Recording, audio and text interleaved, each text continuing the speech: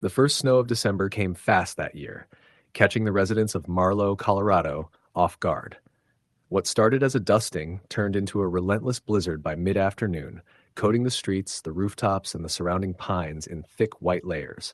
The town was small, the kind where everyone knew everyone, and being snowed in wasn't unusual, but this storm carried a weight beyond the usual cold. People felt it before they could explain it, an unease that settled into their bones as if the wind itself were whispering warnings. Jake Miller, a young carpenter, was driving home from a late job when the snow began in earnest. His pickup struggled along the winding mountain roads, headlights cutting through the white haze only a few feet at a time. He'd been on this road hundreds of times, but tonight it felt different. Longer, more dangerous.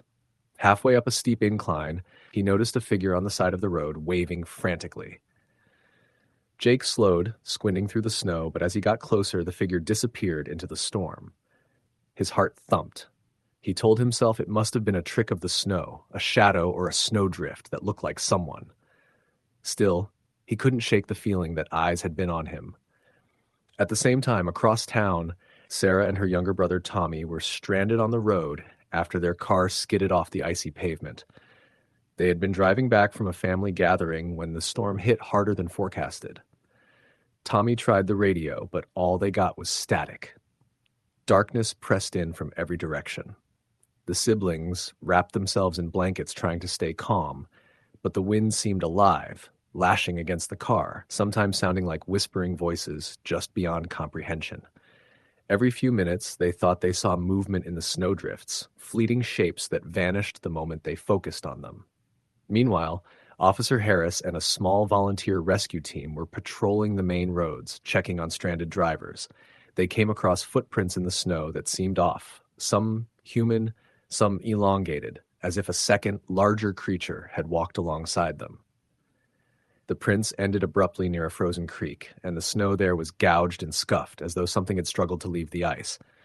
Harris took pictures, his hands shaking despite the gloves, and radioed the station. "This doesn't look right," he said. "Whatever was here, it didn't leave normally."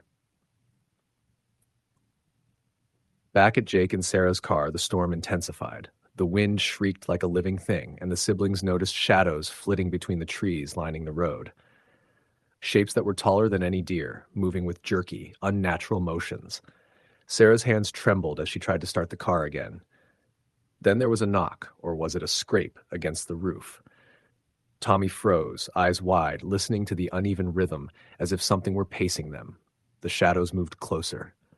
A faint shape emerged from the snow, tall, thin, limbs bending at angles that made Sarah's stomach churn. The figure stopped at the edge of the headlights, perfectly still, then vanished into the blizzard. Jake, still in his truck, thought he saw something similar. As he drove cautiously through a narrow pass, shadows danced along the trees. His headlights picked out glimpses of a figure standing in the middle of the road, arms too long, fingers dragging along the snow. He slammed the brakes, heart racing, but the figure disappeared as quickly as it appeared. His radio crackled to life with a call from Harris. "We're seeing the same thing." Reports from across town. "Keep your eyes open, Jake." The words were almost meaningless against the roar of the wind, but they sent a chill down his spine. Hours passed. The snow continued, burying the roads and isolating homes. Some residents reported lights flickering in houses with no power. Footsteps appeared on rooftops. Doors that had been locked from the inside were found ajar, and in one case, a family disappeared entirely, leaving the stove still on, meals half-cooked, the snow around the porch trampled in strange, circular patterns. Harris and his team were stretched thin, moving from call to call, rescuing those trapped in their homes, finding cars abandoned mid-road, engines still running, but no drivers in sight. At Jake's house, he finally arrived, exhausted and trembling. His truck was buried under a fresh layer of snow, and as he approached the cabin, Max, his dog, ran out of the trees, barking frantically. Jake felt relief for a brief moment, then noticed the snow around his porch. Footprints. Not his, not Max's, leading up to the door and stopping abruptly. He froze.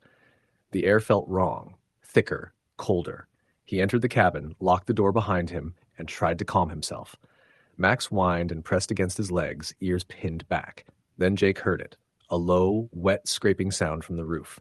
It circled the cabin, growing closer, stopping, then starting again. Inside the cabin, shadows began moving oddly. The light from the fireplace flickered, casting elongated figures along the walls. Jake's breath came out in sharp clouds. Then the whispers started, soft, unintelligible, coming from every direction at once. He could make out no words, just tones that promised something dreadful. The scraping intensified now from the attic above him. He grabbed a flashlight and ascended the narrow stairs, each creak echoing in the cabin. The attic hatch was closed, but faint scratches marred the wood, fresh and deep. Jake's hand shook as he reached for it, but before he could open it, the whispers coalesced into a single, intelligible phrase. Don't. Leave. Us. Meanwhile, Harris and his team stumbled upon another house that had been abandoned in panic.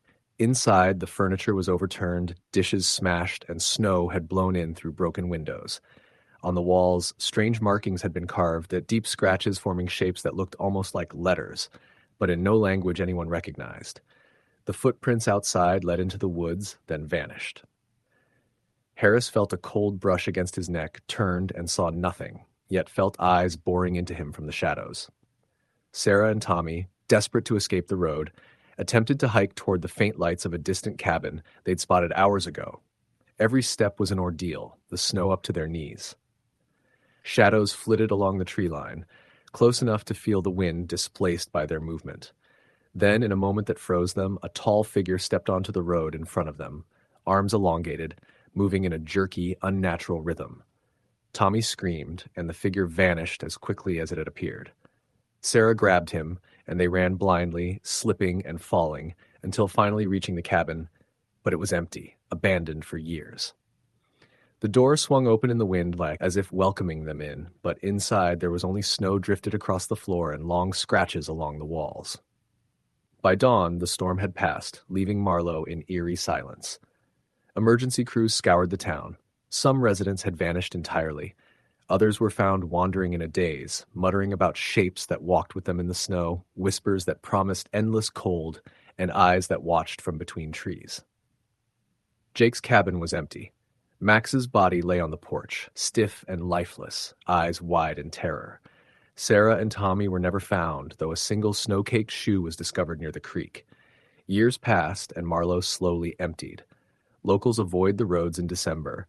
Hikers report shadows moving against the wind, footprints appearing in pristine snow only to vanish, and faint whispers carried across the valley on the cold wind. Some say the figures are the lost. Others that they are something else entirely. Creatures born from the storm, waiting for anyone foolish enough to be caught outside. Every year, when the first heavy snow falls, those left in town shutter their windows and sit close to the fire. They warn newcomers never to stop on the roadside in a blizzard, never to investigate strange sounds outside, and to listen to the wind carefully. Because if you hear the whispers too clearly, you might disappear too, leaving only footprints that lead nowhere and the soft, scraping sound of claws moving across the ice. Story the end. The wind was a cruel, biting thing that January night in northern Vermont, whistling through the skeletal trees and carrying the first heavy snow of the season. It was the kind of storm that made even lifelong locals think twice about leaving their homes. Yet Matt Reynolds, a 29-year-old wildlife researcher, had no choice. He had been stationed in a remote cabin deep in the Green Mountains for a week, collecting data on deer populations, and the storm threatened to cut off the only road back to civilization if he delayed any longer. Matt packed the last of his equipment into the back of his old Jeep Cherokee, double-checked the fuel gauge, and started the engine. The cabin was small but sturdy, nestled beside a frozen brook, and already covered in a thin blanket of snow. He had spent the week alone, enjoying the solitude more than he cared to admit, though the isolation had its price. Nights were long and silent, broken only by the occasional howl of a distant coyote. He felt a twinge of unease as he glanced at the darkened forest surrounding the cabin. Something about the way the trees bent and groaned in the wind made him feel watched, though he told himself it was just the storm. The road out of the mountains was little more than a dirt track, barely maintained in winter. Matt drove slowly, the Jeep's tires crunching over ice-covered leaves and frozen mud. The snow fell harder now, obscuring the edges of the road and making him rely entirely on the faint glow of his headlights. Visibility dropped quickly, and soon he could see only a few feet ahead. The deeper he went into the forest, the more oppressive the silence became, broken only by the whistling wind and the distant crack of a breaking branch. After about an hour of slow driving, Matt's headlights caught movement at the edge of the road. He slammed on the brakes instinctively, the Jeep skidding on a patch of ice. There, partially hidden by snow-laden branches, was a figure, a man, hunched over and wearing a long, tattered coat. His face was obscured by a hood, and he didn't move even as the Jeep idled just a few feet away. Matt frowned. The road was barely traveled, especially in this weather. Who would be out here? "Hey!" Matt shouted, hoping to startle the figure. There was no response. Not a word, not a movement, just the wind whistling around him. Feeling uneasy, he slowly put the Jeep in gear and eased forward, giving the figure a wide berth. For a second, he swore he saw it step aside, but when he glanced back, it was gone. No footprints in the snow, no sign it had moved. Just the empty roadside and the snowflakes falling steadily from the sky. Matt's unease didn't dissipate. Something about that figure lingered in his mind. He told himself it had been a lost hiker, maybe a hunter, and that he was just imagining things after days of solitude. Still, the forest seemed darker, almost alive, as he drove on. He focused on the road, eyes straining to see any break in the snowfall. About 30 minutes later, the Jeep hit a patch of black ice, and Matt barely managed to keep it from sliding off the narrow road. Heart racing, he came to a stop at a bend where the forest pressed in close on both sides. He caught his breath and looked ahead, and that's when he saw something that made his blood run cold. Across the road, illuminated by his headlights, were more figures. At least 5 of them, spaced evenly along the roadside, standing perfectly still. Tall, thin, cloaked in rags, faces hidden. Their posture was unnatural, like they were leaning slightly forward, waiting. Matt's rational mind screamed at him to keep driving, but part of him couldn't look away. He felt as though the storm itself had conspired to trap him here. Slowly, one of the figures turned its head, just a fraction, but enough for him to sense that its gaze was locked on him. It wasn't the wind making him shiver, it was pure, visceral fear. He pressed the accelerator, trying to put distance between himself and the figures, but the Jeep's tires spun helplessly on ice. When he glanced in the rearview mirror, he saw them again, now behind the car, moving with a speed and silence that defied logic. Panic surged. He swerved onto the snowpacked shoulder, tires skidding, and the Jeep lurched violently. Ahead, the road curved sharply into a narrow ravine, and Matt realized too late that the shortcut he was taking was a trap. The Jeep fishtailed, sliding down the incline.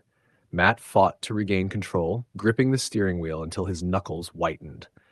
Branches scraped along the sides of the Jeep, tearing at the paint. He tried to brake, but the vehicle continued its descent, finally stopping with a bone-jarring jolt against a snowbank. His ears rang, his chest heaving. For a moment, the storm was silent, the forest holding its breath. Then he saw them. The figures were all around him now, emerging silently from the blizzard.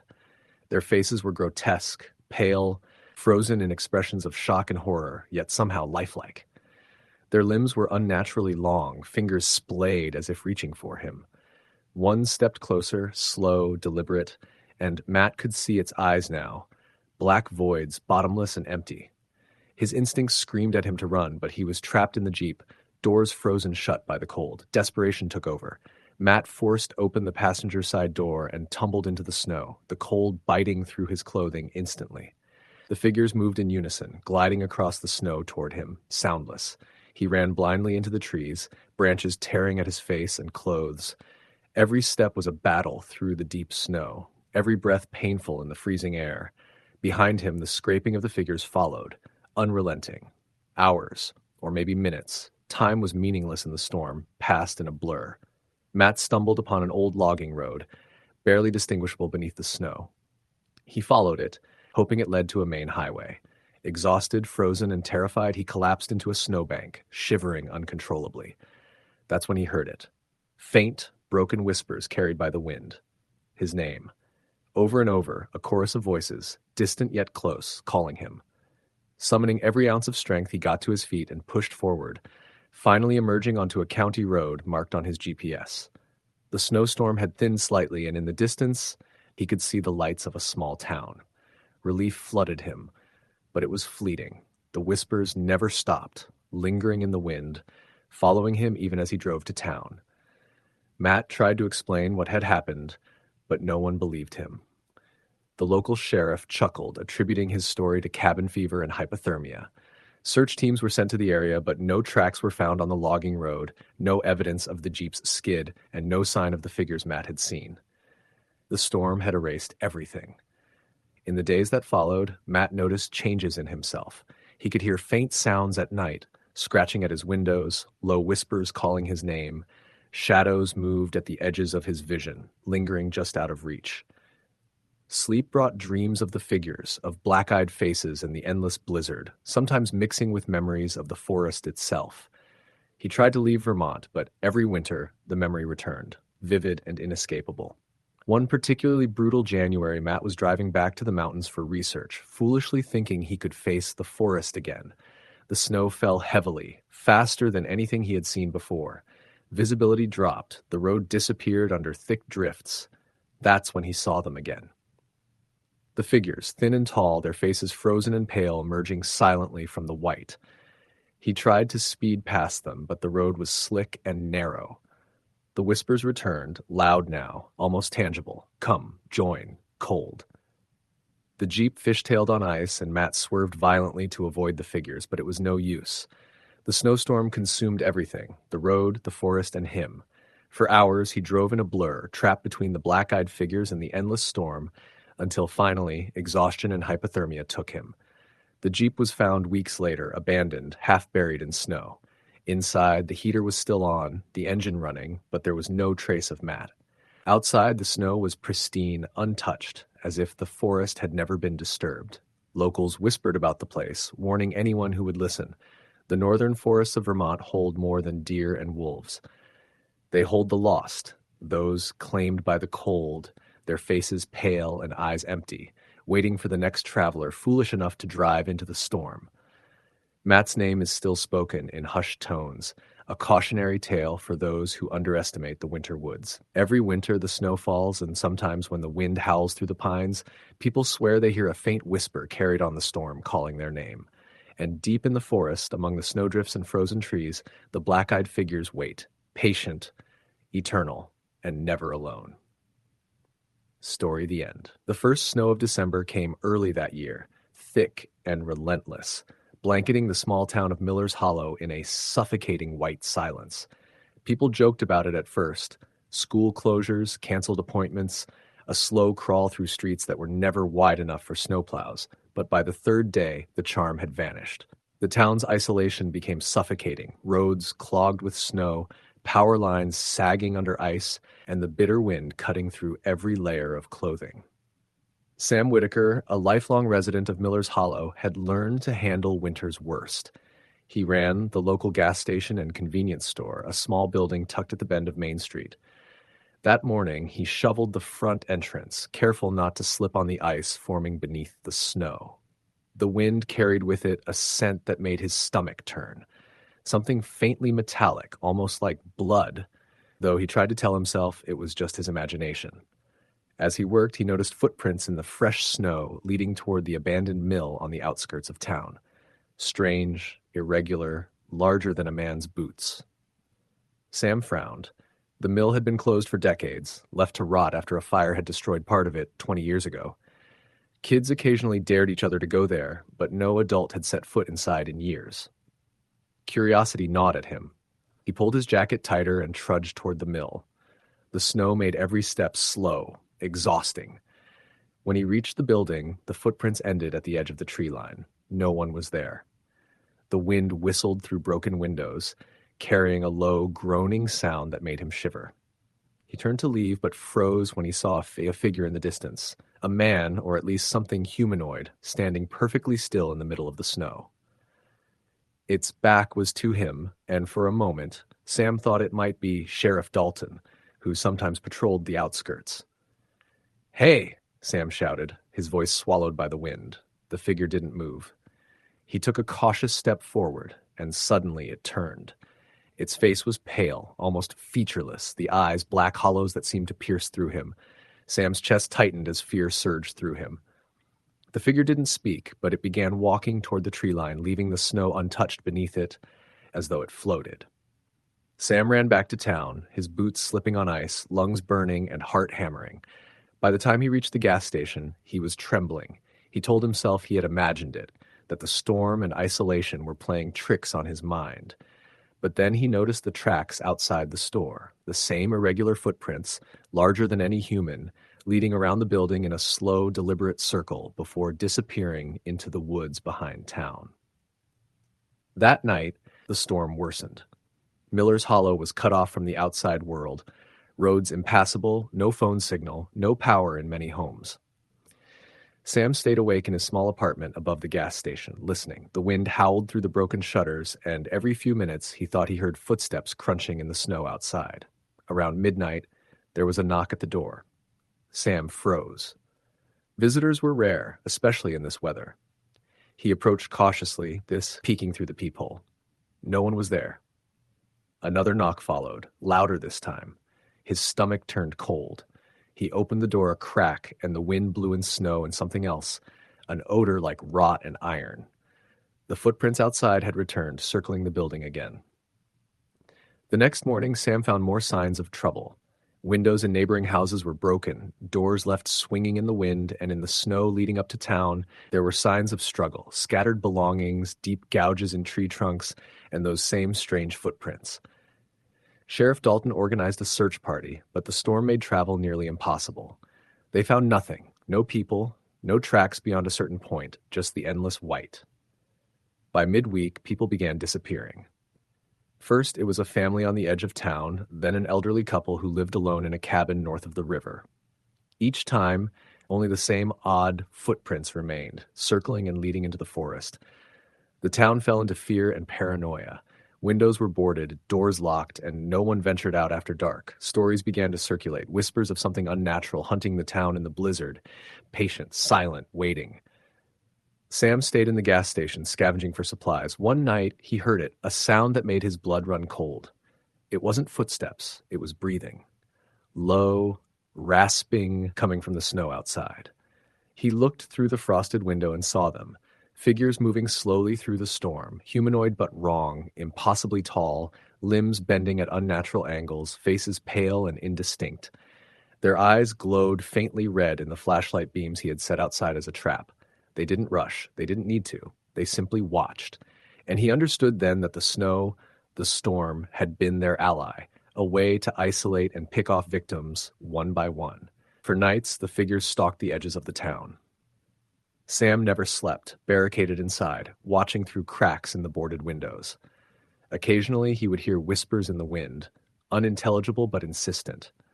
The snow seemed to hide them until the moment they chose to appear. By the second week, Miller's Hollow was nearly deserted. Few dared stay, and those who remained fortified their homes. But the phenomena continued. Each morning, footprints would appear, leading nowhere, and possessions would vanish from homes. One morning, Sam found his own truck stripped bare, wheels removed, and deep scratches gouged into the doors. Nothing else was taken. One evening, during a lull in the storm, Sam saw one of the creatures enter the town square. It was closer now, moving with jerky, unnatural motions. Its form was humanoid but grotesque, too long, too thin, limbs bending in impossible directions. Its face had no features, only a smooth expanse of pale skin with black hollows where eyes might have been. Sam froze. The creature stopped, tilting its head as though listening. Then it vanished, leaving only the faint echo of movement in the snow. Sleep-deprived and terrified, Sam knew he had to leave. He packed supplies, but the roads were blocked by snowdrifts and fallen power lines. He could see the tracks leading out of town, winding into the forest, but he also knew the creatures were patient. They didn't need to chase him. They would wait, knowing that anyone venturing out would be picked off. The final night came silently. The wind dropped and the snow ceased, leaving a thick, suffocating fog over the town. Sam watched from the gas station as dozens of figures emerged, moving slowly through the streets, circling buildings, peering into windows. Their glowing eyes swept over him. Panic overwhelmed him and he tried to flee, but the fog swallowed him instantly. Days later, when the storm subsided and the fog lifted, authorities from the county reached Miller's Hollow. They found the town abandoned, homes empty, doors swinging in the breeze. There were no bodies, no signs of a struggle, just the endless white and the eerie silence that seemed to press in from all sides. The only clue that anything had occurred were the strange footprints in the snow, leading away from town and vanishing into the mountains. No one who returned reported hearing from Sam Whitaker or any of the missing townspeople. Those who visited in winter claimed that on quiet nights, when the wind blew from the north, they could hear footsteps circling through the snow, soft yet deliberate, like something patient waiting just beyond the tree line.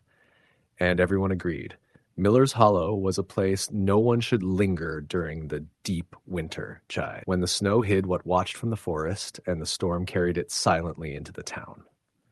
Story the end. The cold that settled over Brookfield in January of 1998 wasn't like any winter the town had endured before.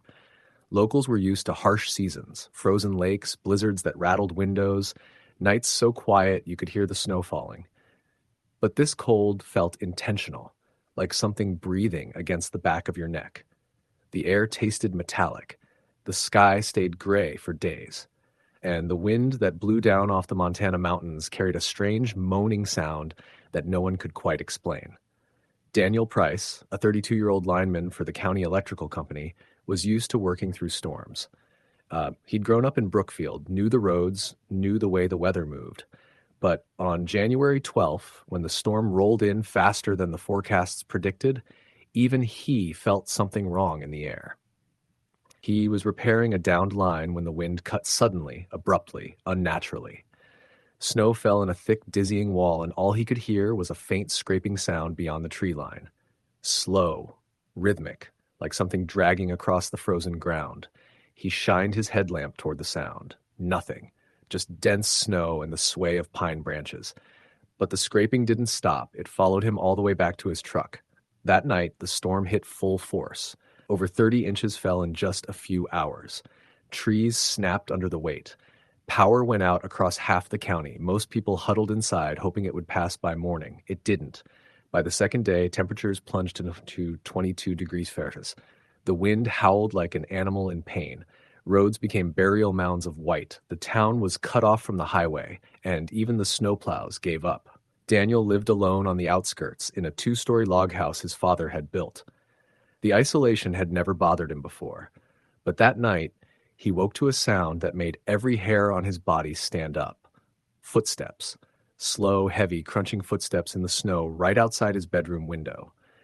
He grabbed the flashlight from his nightstand and pointed it outside.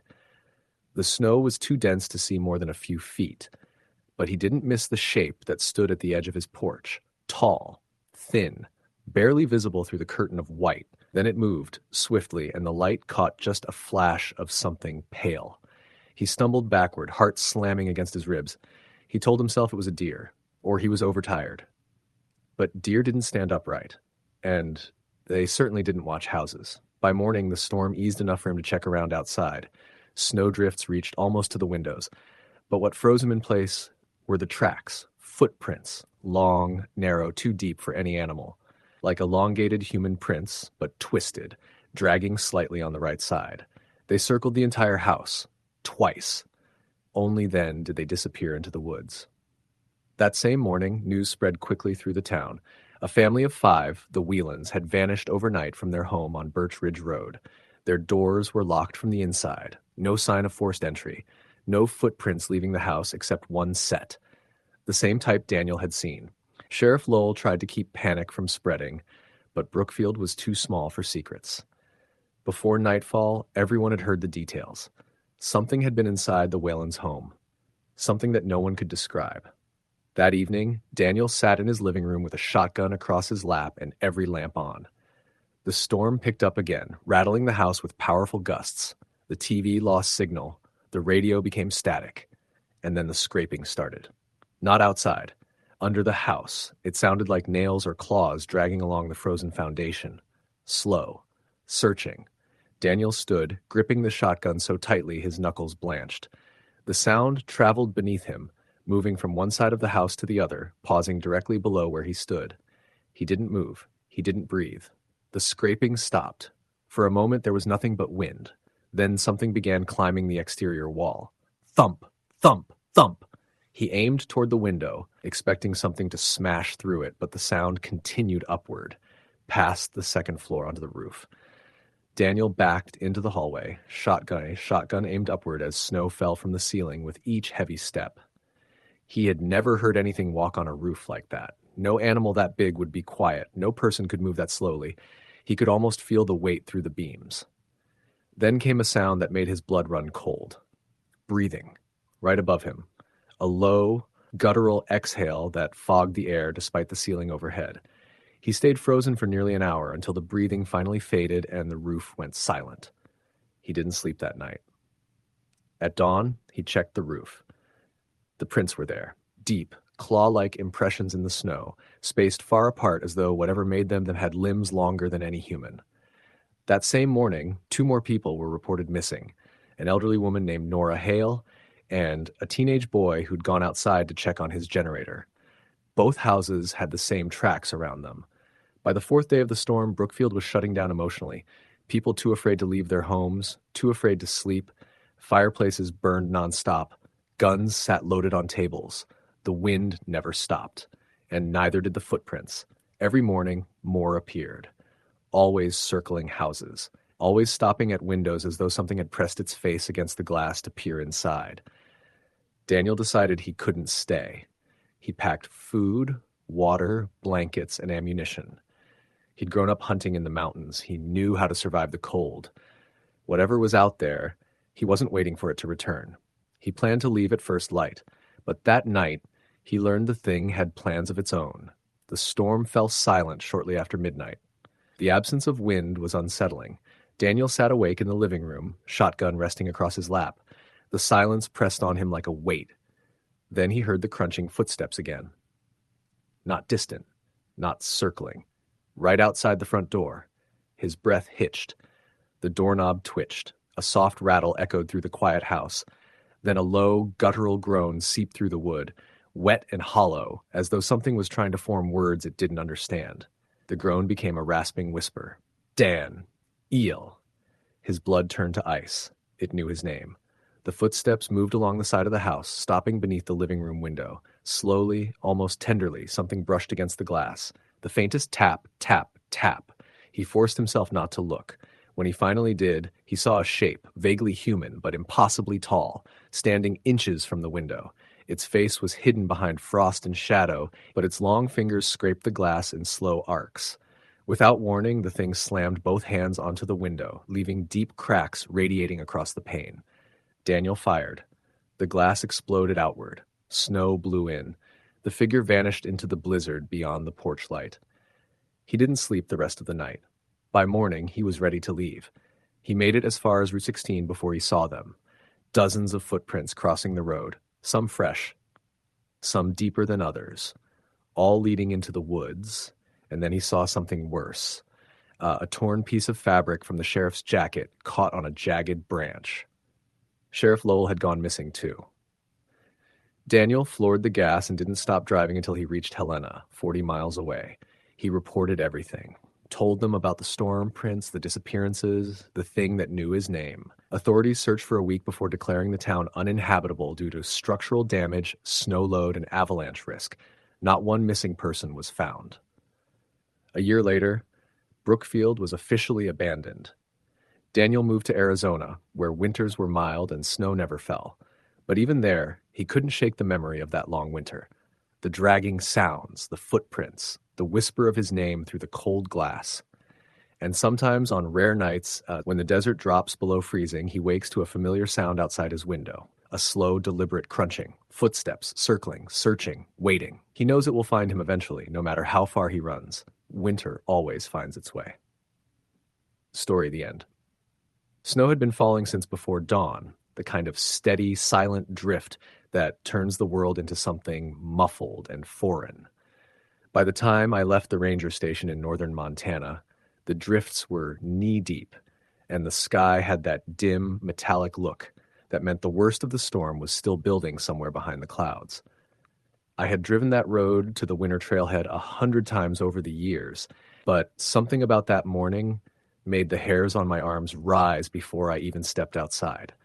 Maybe it was how quiet the forest felt, as if even the wind didn't want to disturb whatever was coming. The Forest Service had gotten a call 2 days earlier from a woman named Marlene Walker, who owned one of the few cabins out past Clearwater Ridge. Her husband, Dale, had taken their truck down toward town for supplies and never came back. They weren't the type to panic over a late arrival. Out here, tires spun out in snow, engines froze, and people got stuck for hours sometimes. But after a full day without hearing from him, she'd called. The local sheriff's department had already searched the main roads. The only place left was the old logging road past Pine Hollow. That was my area. I loaded a thermos, a shovel, blankets, and my radio into the truck. As I drove, snow hissed against the windshield like static. The plows hadn't been through yet, and the road was hardly visible except for the faint suggestion of ruts beneath the powder. I kept the speed low, tires slipping just enough to remind me that the forest didn't care whether I made it to the cabin or not. By the time I reached the turnoff toward the Walker's cabin, the snow had turned heavier. The logging road was narrower than I remembered, branches drooping low with white weight, the world beyond them a blur of pale motion. I caught myself gripping the wheel too tightly. The storm pressed against the truck like a living thing. The Walker's cabin came into view in a small clearing, smoke rising from the chimney, but only barely, just a thin line of gray that twisted upward and disappeared. The porch light was on, glowing weakly through the swirling snow. I knocked. The door opened almost instantly, as if she'd been waiting beside it. Marlene looked shaken, pale, exhausted, wrapped in a thick wool sweater with her hair knotted into something loose and desperate. She thanked me, led me inside, and shut the door quickly behind me. The interior felt warm, but not comfortable. The stove crackled, but the heat seemed unable to chase away a kind of chill that felt deeper than temperature. "I'm sorry to call you out in this," she said, voice thin. "I know the storm's bad." "That's what I'm here for," I said. "Tell me everything again. Start from the last time you saw him." She sat on the edge of the couch, hands clenched together. "He left early Saturday, before sunrise. Said he wanted to get into town before the market got busy. He took the truck, like always. He should have been back before noon. When he didn't come home, I figured maybe he stayed to help Nelson with that fence. But when it got dark," she trailed off, eyes drifting toward the front window. "You didn't hear anything? No radio call?" She shook her head. "No. But..." Her face tightened like she was trying to decide whether to say the next part. "But what?" "There's something wrong in the woods." I waited. "For the past week," she went on, "there have been noises at night. Not animals. I've lived out here 40 years. I know what elk sound like, what wolves sound like. This was different, closer. And it sounded like it was circling the cabin."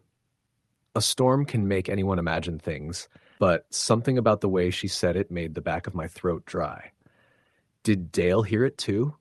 He didn't want to talk about it, said it was probably just branches breaking under snow, but he wasn't sleeping. I could tell. She stood abruptly, walked to a side table, and picked up a torn piece of blue fabric. She handed it to me. "Found this near the tree line yesterday. That's from one of Dale's jackets." The cloth was frozen stiff. "Show me where." We stepped back outside, the wind slicing colder than before. She led me along the edge of the clearing to a cluster of lodgepole pines. She pointed at a low branch where the fabric must have caught. I crouched, brushing snow from the ground beneath the tree. At first it looked like nothing, just piles of powder. But when the wind shifted, I saw them. Tracks. Several, leading deeper into the woods. Not boot prints. Not any animal I recognized. The shape was wrong. Longer, with something like a drag mark behind each set, as if something heavy had been pulled or something had walked using more than just legs. The storm quickly filled the prints, but I'd seen enough. "Let's head back inside," I said. As we walked, she kept glancing over her shoulder into the wall of snow. Inside the cabin, I radioed the nearest ranger outpost with the situation, but the signal crackled so badly the words came out scattered. All I got in return was static and a broken confirmation. The storm was killing our communication. I'm going to follow the tracks," I said. "If he's out there, we don't have time to wait until the weather clears." "You shouldn't go alone. Someone has to, and fast." She stared at me for a long moment. If you find him, or whatever you find, just don't leave him out there. I promised I wouldn't. I grabbed my pack, tightened my coat, and stepped back into the storm. The forest swallowed the cabin behind me within minutes. The snow was blinding, huge flakes whipping sideways, every breath stinging. I followed where I remembered the tracks leading, though the storm had almost erased them now. Branches snapped under hidden weight. Once or twice I thought I heard movement ahead of me, but it was impossible to know if it was real or just the wind twisting between the trees. After about half an hour of trudging, I found something half buried in snow. A tire. Not attached to the truck, just the rubber itself, torn at one edge as if ripped violently from the rim. Another 50 feet, and I found the truck itself, nose first into a stand of young spruce. The driver's door hung open, snow drifted inside, and the cab looked like someone had scrambled out in a hurry. There was blood on the steering wheel. I swept my flashlight around the area. More of those strange tracks surrounded the truck, dragging marks in the snow leading away into the deeper woods. I followed. The light was fading, though it couldn't have been much past mid-afternoon. Storms in Montana shortened daylight like nothing else. The woods grew denser, the air colder. I kept thinking about something Marlene had said, that the noises circled the cabin, as if whatever made them had been watching. The forest opened into a shallow ravine. I approached the edge and saw something, a shape, lying still at the bottom. I slid down the bank, snow filling my boots, heart pounding. It was a deer, or at least it had been, torn open, ribs exposed, but the strangest part was the lack of tracks around the carcass. No wolf prints, no signs of struggle, just the deer and the falling snow. A sudden crack echoed from the trees above. I whipped my flashlight upward. Something moved between the trunks. Tall. Too tall. And fast. For a moment, the beam caught a glimpse, a flash of something pale, a shape that vanished before I could understand what I'd seen. My breath seized. I scanned the ridge, but everything was white and shadow. "Dale!" I shouted, voice barely carrying in the storm. No answer. I climbed out of the ravine, every instinct screaming that I was being watched. The storm howled around me, and between the gusts I heard something else. Not the wind, not any animal I knew. A low, elongated sound did, like someone trying to whisper through a throat full of ice. I turned in a slow circle. Another sound, closer. Then I saw it. At first it seemed like part of the storm itself, a pale shape blending with the snow. Then it shifted, standing upright behind a tree only 20 yards away. My mind refused to understand what I was seeing. The limbs were too long, the angles wrong. The skin, or whatever covered it, looked stretched thin, almost translucent. And the head? The head tilted in a way no human or animal could. It was holding something, a sleeve of a jacket. Blue. Dale's jacket. My chest tightened, and I took a step back. The thing mirrored my movement, its body bending strangely like it was learning how to do it. I didn't think. I ran. Branches whipped my face. Snow blinded me. I didn't know where I was going, only that I needed to put as much distance between me and that thing as possible. I could hear it behind me. Not footsteps, but that dragging sound like something heavy scraping over the forest floor. My lungs burned. I turned sharply around a cluster of trees and ducked behind a fallen log, pressing myself down into the snow, forcing my breath quiet. The storm roared overhead. For a moment, nothing. Then, between the trees, that pale shape glided past, moving slowly now, searching. Its head twisted side to side, almost sniffing the air. It paused, turned toward the log, tilted its head. I held my breath until my vision blurred. Long seconds passed. Finally, it moved on. I waited until I could no longer hear it. Then I crawled from behind the log and forced myself toward the direction of the cabin. I didn't stop moving, didn't look back. The storm had covered my footprints quickly, but I trusted my sense of direction. I had to. It took nearly an hour to see the faint glow of the porch light through the trees. Relief flooded me so hard my legs went weak. When I reached the cabin, I pounded on the door. Marlene opened it, pulling me inside before I could explain a thing. "You're freezing," she said. I tried to catch my breath. "I found the truck," I managed, "but not him." Her eyes filled instantly, but she didn't cry. She looked toward the window again. "You saw it," she whispered. "How did you—" "I saw it last night," she said quietly. "Standing at the edge of the woods, I thought it was a trick of the dark, but then it stepped closer." My blood ran colder than any storm could make it. "We need to barricade the door," I said. We moved furniture, stacked wood against the windows, blocked any gap we could find. The wind rattled every surface. The cabin creaked, swaying subtly with the storm. Then, sometime after full dark, we heard it. A slow, dragging sound along the porch. Then, a knock. Not an animal scratch, not wind. A knock. 3 slow, deliberate taps. Marlene grabbed my arm, eyes wide and shining in the dim light. The knock came again, louder this time, followed by that whispering sound, wet rasping like frozen breath forced through broken lungs. I raised my flashlight and stepped closer to the window. Something tall moved just beyond the frosted glass. A hand, if it could be called that, pressed against it. Long fingers, joints bent wrong, skin pale as snow, nails dark and cracked. Then it leaned close. For a split second, through the frost, I saw its face, or the place where a face should have been. Hollow, stretching, as if something inside was trying to push out. Marlene backed away, whispering, "Dale." "No," I said sharply. "That's not him." The creature scraped its nails down the glass, slow and purposeful, and the sound cut deeper than fear. The entire cabin seemed to shudder. I grabbed the rifle mounted above the fireplace. "Get behind me." The knocking turned to pounding. The pounding turned to a deep, bone-shaking thud. I aimed at the door. The thud stopped. Silence. We waited. I could hear my own heartbeat. Then, on the roof, something heavy dragged across the shingles. Marlene gasped. I aimed upward, though the ceiling wouldn't help. The dragging moved toward the chimney. An instant later, the fire flickered violently as something disrupted the draft. Ash swirled. "No," I whispered. "No, no, no." A sound echoed from within the chimney, something scraping against brick, descending. I chambered around and pointed the rifle toward the fireplace opening. Ash spilled onto the hearth. A pale limb slid into view, bending, feeling its way down like a spider finding footing. I fired. The blast shook the cabin. The limb jerked back, a screech tearing through the chimney, high, hateful, furious. Then the sound shifted, moving upward, climbing fast.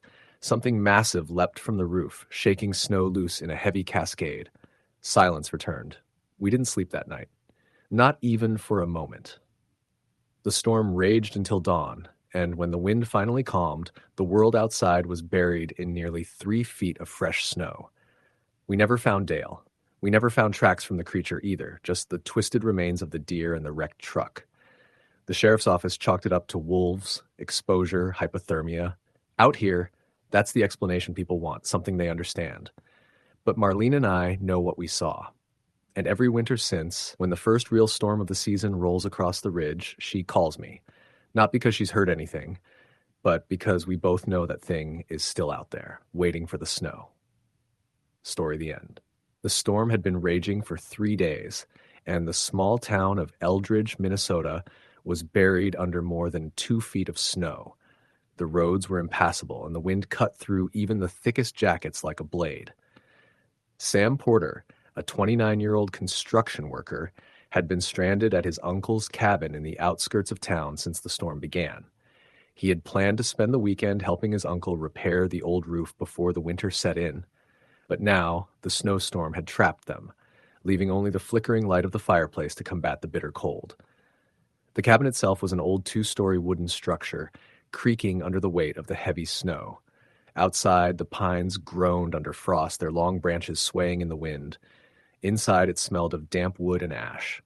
Sam's uncle, Henry, was a grizzled man in his 60s, thin but strong, with a permanent squint in his eyes as though he were always scrutinizing the shadows. "Storm's worse than I expected," he muttered, setting another log on the fire. "We might be stuck here for a while." Sam nodded, though he couldn't shake the uneasy feeling creeping up his spine. The snow had a way of silencing everything, the usual forest sounds, the occasional howl of a coyote, until all that remained was the wind, whistling and moaning like something alive.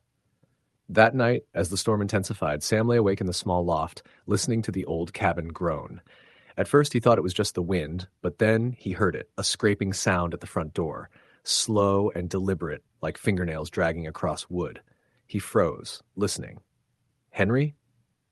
he whispered. The old man's door creaked open.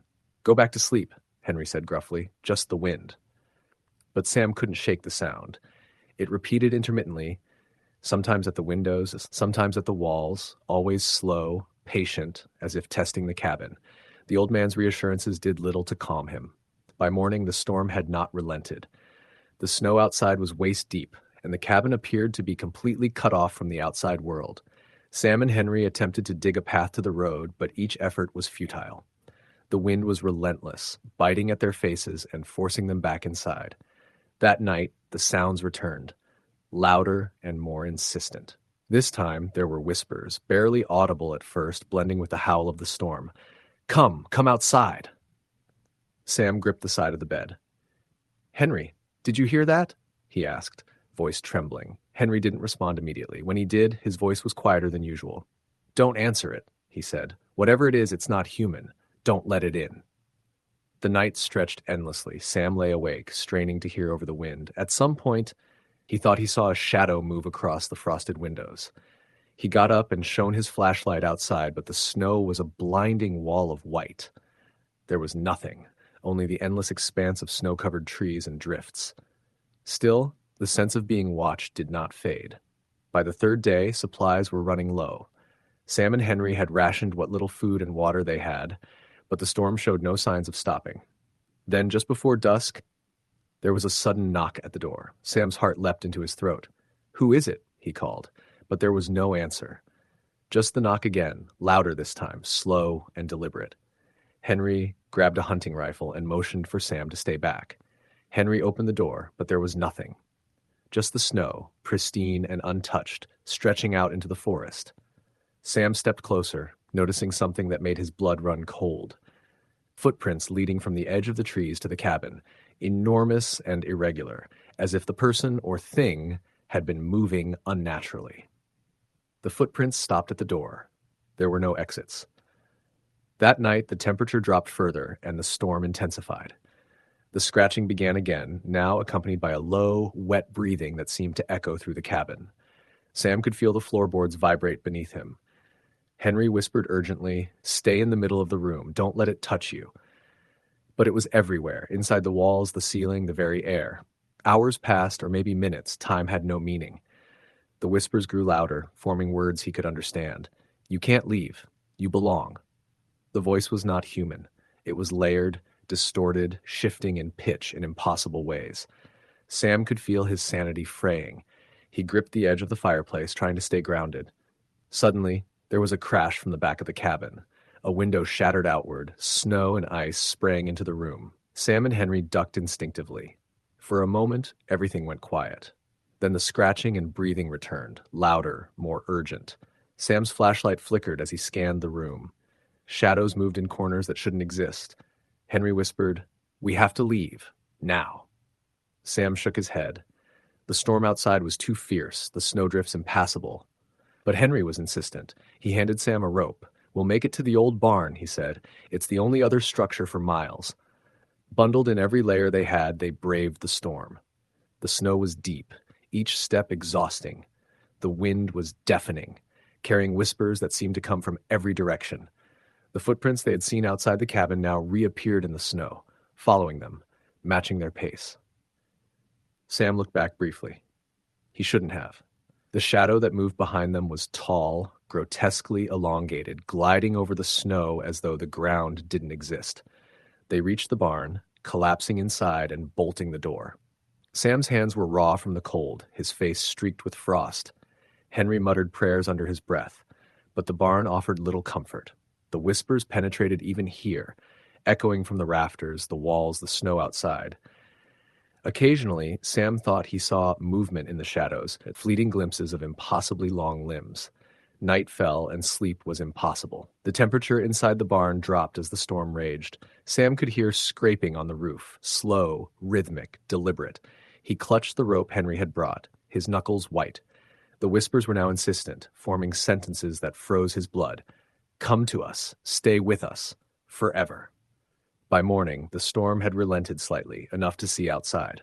The snow was endless, covering the landscape in white, but there were no footprints leading away from the barn, except their own. The forest beyond was silent, empty, and yet Sam could feel it, watching, waiting. He and Henry decided to wait for the plow trucks that would eventually clear the main road. They stayed inside, barricading themselves as best as possible.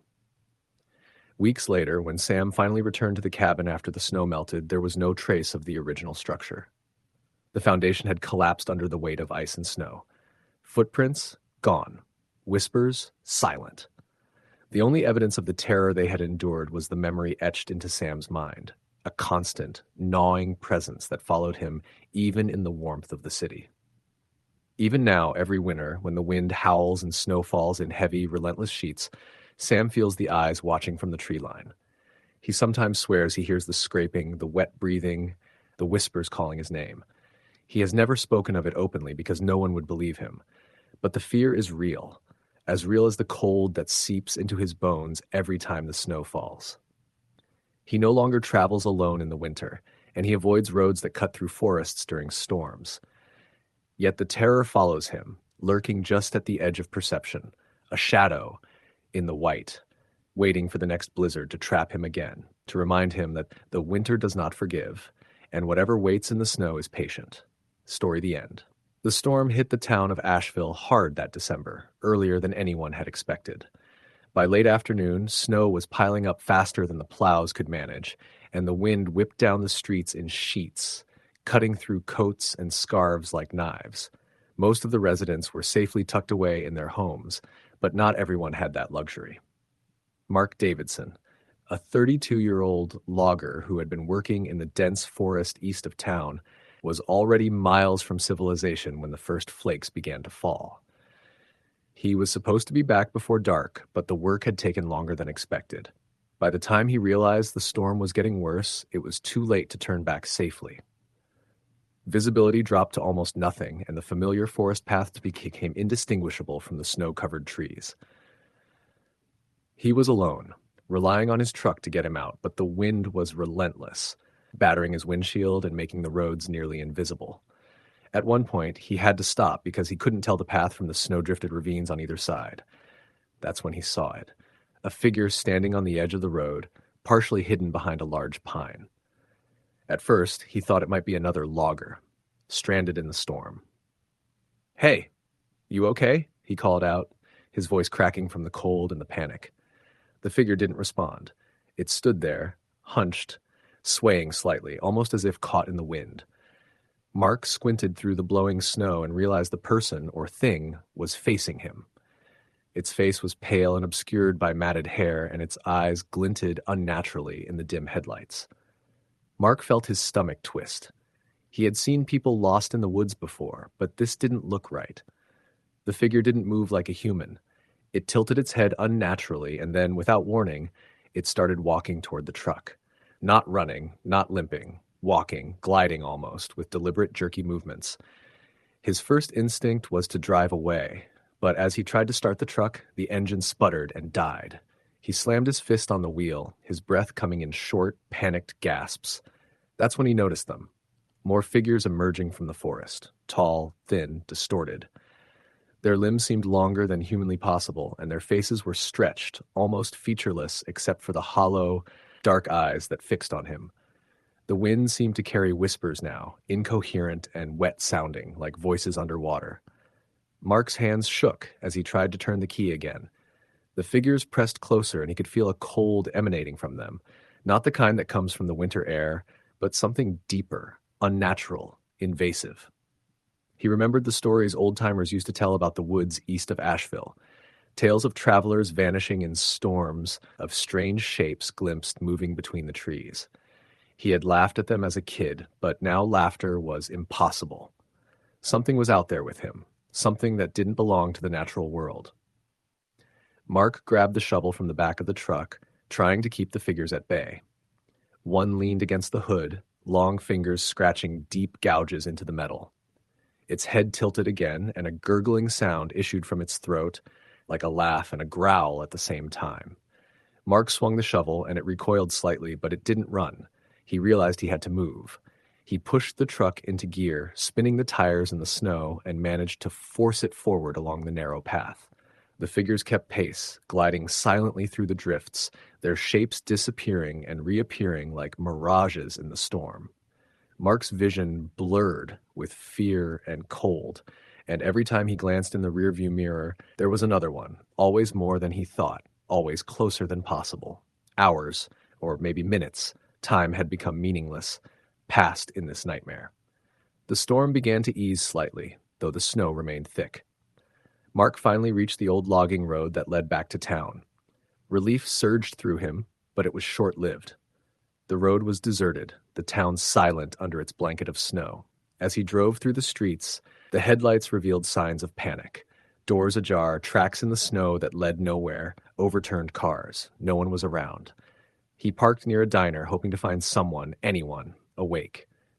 The door creaked open and the heat inside was a welcome relief, but the sight made his blood run cold. Chairs were overturned, broken mugs lay on the floor, and on the wall, scratched deep into the wood, were words, "Leave now or stay forever." Mark's hands trembled as he dialed the local sheriff's office. "This is Davidson. Something's out in the woods. People, everyone's gone. You have to send help." Static answered him. No one came. When he left the diner to get back to his truck, he saw footprints in the snow, too large, too wide to be human, leading back toward the forest, and he thought he heard movement behind him, soft shuffles that vanished when he turned. By the next morning, search teams combed the area. Mark led them along the roads and paths he had taken. They found the truck, deep gouges in the hood, and strange, elongated footprint disappeared into the woods. But there was no sign of the diner's patrons or any other residents. It was as if they had simply vanished. The local news called it a mass disappearance, likely caused by the storm and exposure, but the footprints and claw marks defied explanation. Mark didn't stay in Asheville. He left Maine entirely, haunted by the images of those figures. Every winter when the first snow begins to fall, he feels it again, the cold creeping into his bones, the whispers of voices that aren't human. He avoids forests entirely now, sticks to roads, and still checks the shadows whenever he drives at night. Locals continue to tell the story, especially after heavy snowfalls. They warn travelers not to take back roads east of town. Hikers disappear without a trace, hunters find their paths blocked by strange, enormous footprints, and snowmobilers report fleeting glimpses of tall, thin figures moving silently among the trees. Some say these are spirits of the forest, angry at those who intrude. Others whisper that something older, predatory, walks the winter night, hunting anyone foolish enough to venture out. Mark's story became a cautionary tale, shared quietly among townspeople by fireplaces and at diners. They say that when the snow piles high and the wind howls through Asheville, you can feel it, the presence of whatever took the town that December. And if you see shadows gliding just beyond the trees, hear gurgling laughter on the wind, it's already too late. The forest is watching, patient, waiting for the next soul lost to the winter storm. Every year, people remember that December storm. They remember Mark Davidson, the truck that wouldn't start, the figures in the woods, and the diner where the warning was left behind. The snow comes, the wind screams, and the shadows move, just as they always have. Travelers stick to the main roads now, and hunters avoid the East Forest entirely. But every winter, there are whispers of someone daring to stray, never to return. Mark never returned to Asheville. He moved south, but he can't escape the memories. Every winter, he dreams of the figures, of the hollow eyes, thus of the gurgling laughter carried across the snow. And he knows, somewhere, they are still waiting, moving silently through the white world, patient as ever, hungry for anyone who thinks they can survive the winter alone. Story the end.